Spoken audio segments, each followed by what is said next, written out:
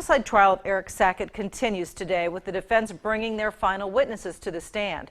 News 8's Alex Giannakopoulos has the final evidence presented by the defense and how it differs from evidence brought by the prosecution. Pathologist Dr. Lindsey Thomas took the stand, saying that she most likely found the manner of death to be suicide. She couldn't confirm how Samvalai had died, but said that suicide is more likely than accidental or homicide. She believes it's due in part to Samvalai's troubled past of mental illness and issues with her family and romantic relationships. She had a past medical history of significant depression. She had some other psychiatric disorders. She had attention deficit disorder. She had post-traumatic stress disorder. She also had recent conflict with her family over her children.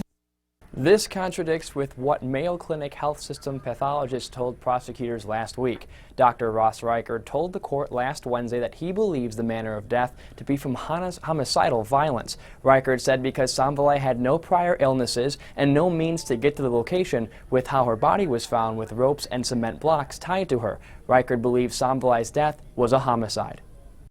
You have someone who's deceased with ropes and a chain and concrete blocks attached to them in the bottom of a lake, a number of miles from the residence, with no apparent means of getting to that location.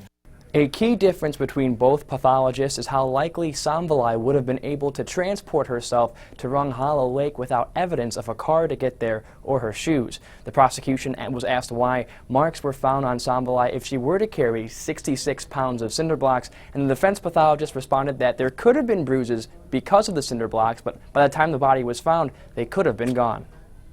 All right, thanks so much, Alec. And the prosecution does plan to call 4 to 6 rebuttal witnesses, and after they testify, both sides will have their closing arguments before the jury begins their deliberations.